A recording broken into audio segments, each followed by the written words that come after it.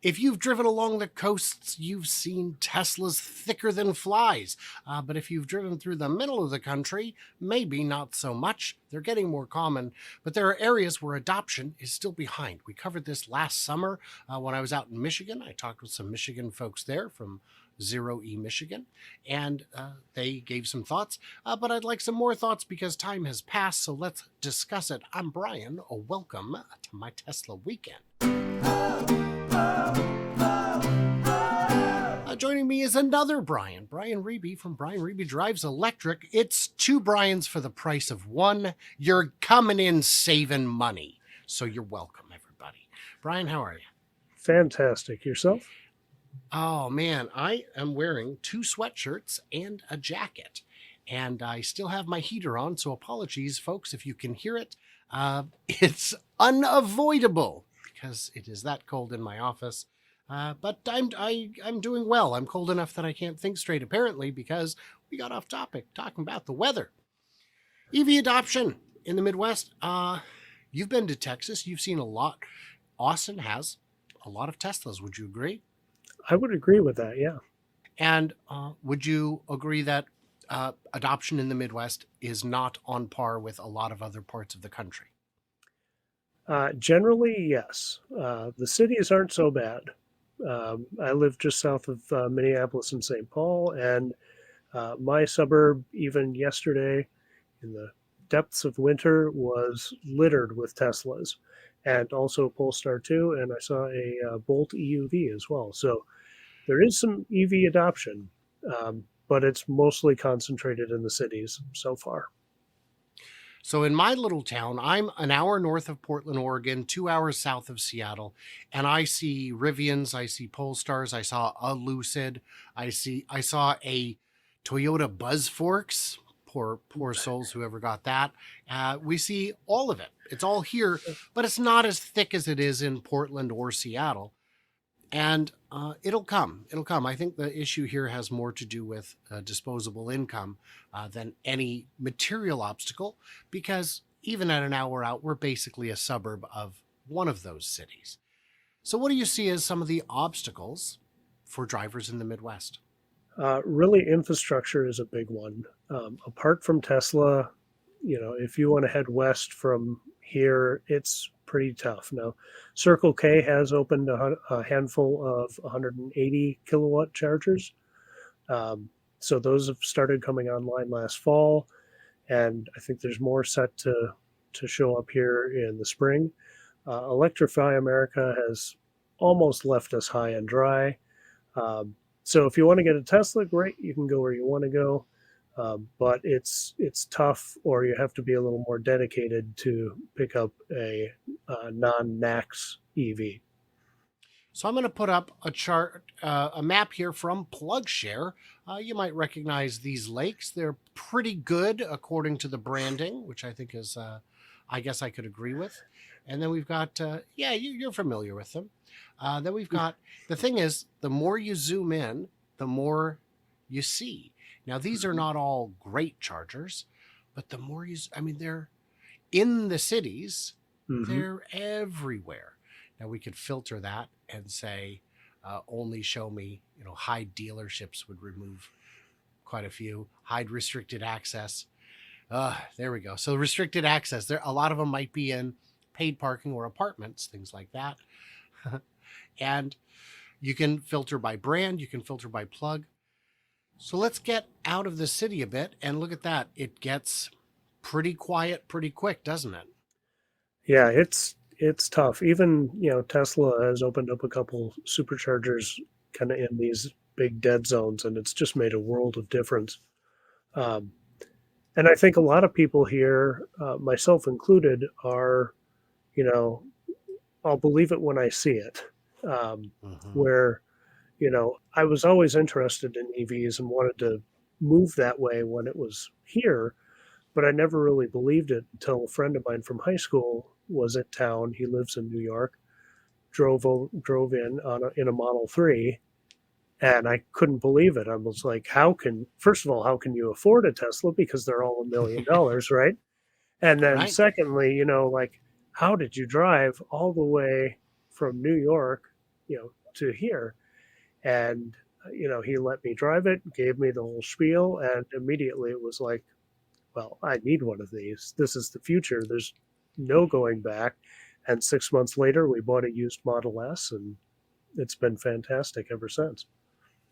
I took a friend of mine out for a spin in Texas. I had a rented Model 3, and I hadn't driven a Model 3, I don't think. No, I'd driven Ys and X's, but no 3s. So the 3 felt just like the Y, but sportier, tighter, little more fun. And I let him drive it. We did a video about it, and he couldn't stop giggling. We were on the highway, and he just tap it, tap it.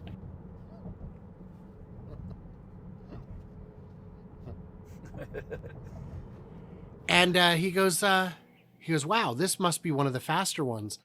And it was an SR. SR Plus, I guess, but this is the second slowest car Tesla makes out of, 9, 12, 15, whatever, however many variants. There's a whole lot left to go in terms of more range, more speed, more fun. And I don't know if I think the sound system was still premium at the time because the sound system was truly fantastic. But if you're buying a Model 3 now, it's even better. You've got 2 subwoofers in that new version. How cool is that? That'll rattle your kidneys a little bit is what that'll do. So charging infrastructure needs to build out. And as I'm zooming out, I can see just on Tesla here, there is a lot of gaps. I mean, if you're heading out to Sioux Falls, there are none. Genuinely none.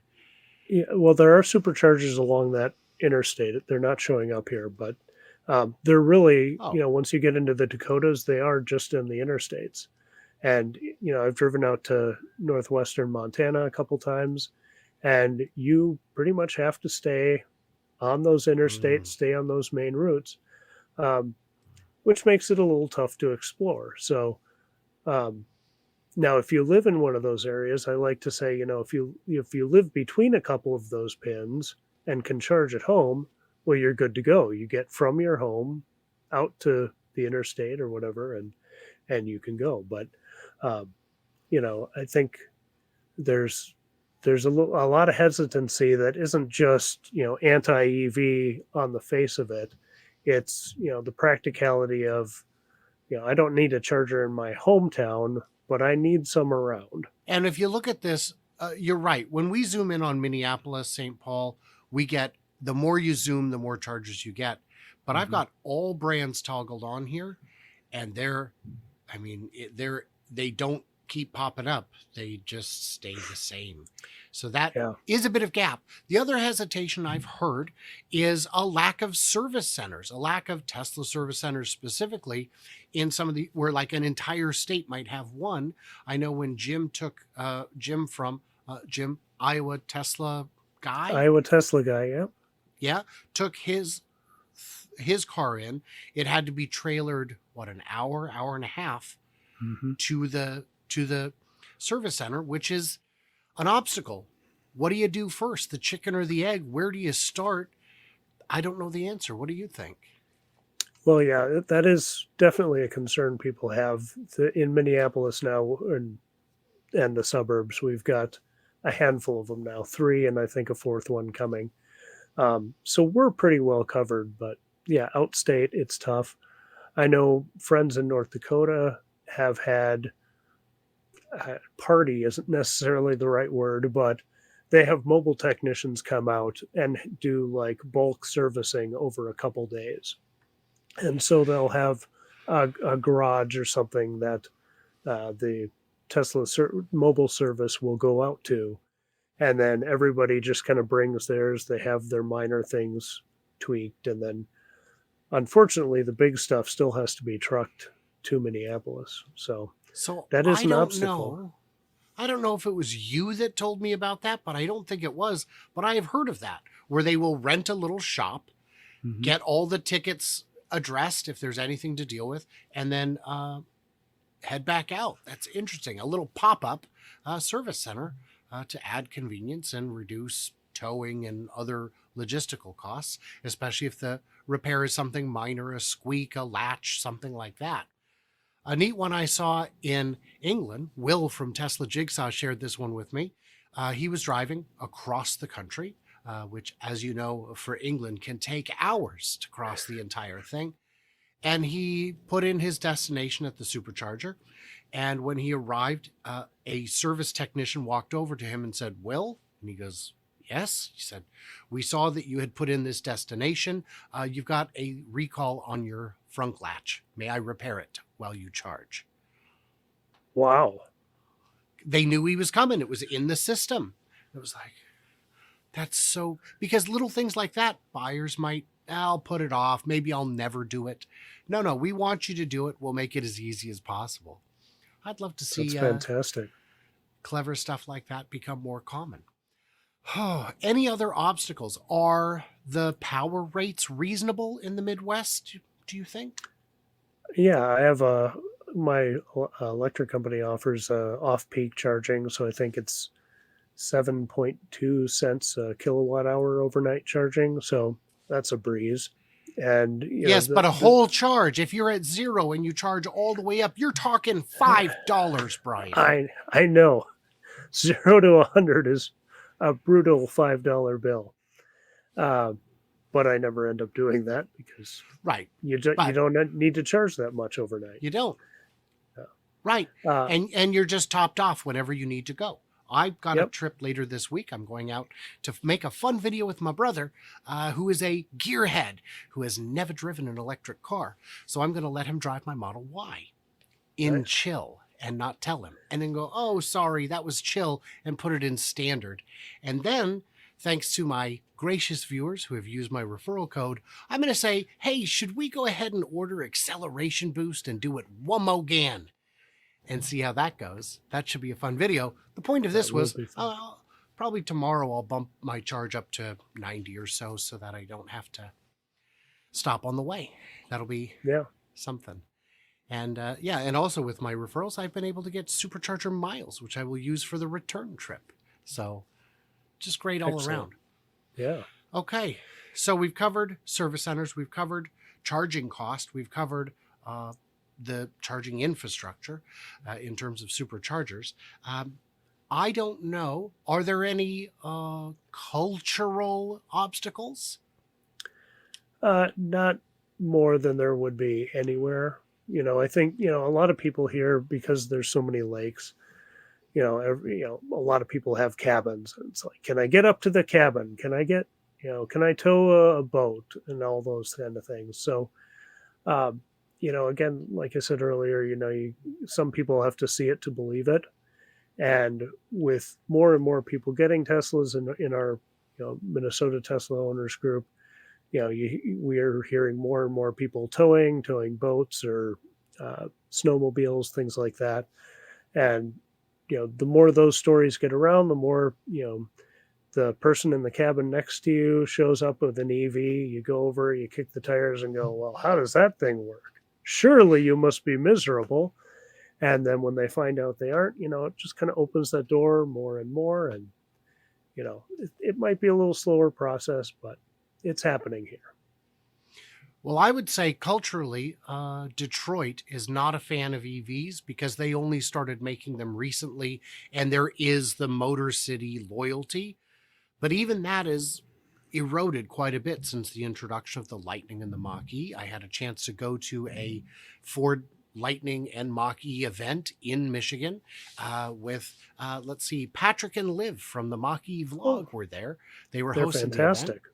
Oh, you know them. They're wonderful. I've met them so many times now in San Diego, LA, in Nevada, and in Michigan. And everywhere I go, I'm like, "You guys again?"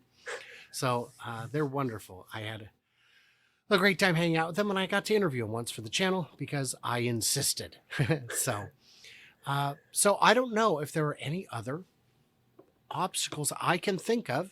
In the comments, definitely tell us what other obstacles we're forgetting. Can you think of any? Those are the big ones to me, but the comments might tell us something different. The comments might tell us something different. And I would agree that if you are a roughneck working in Canada, and you have to do these 800-mile drives in the dead of winter, and the boss is screaming to get there. Fine, do whatever you got to do. I mean, you're already pumping oil, so I guess we're not going to see eye to eye necessarily. But yeah, I'm just excited to see more and more use cases addressed.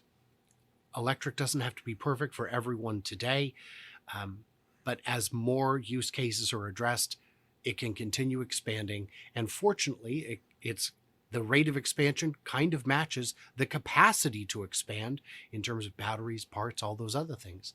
So I think it's going to work pretty well. So guys, let us know. Do the usual thing. Do the likes, the subscribes, all that. Head over to Brian Reeby Drives Electric, where you can see some pretty fun videos that he edits exceptionally well. Very small channel. Show him some love. And everybody else, stay tuned, stay juicy, and I cannot wait to hear from you, clever robots, on the next one.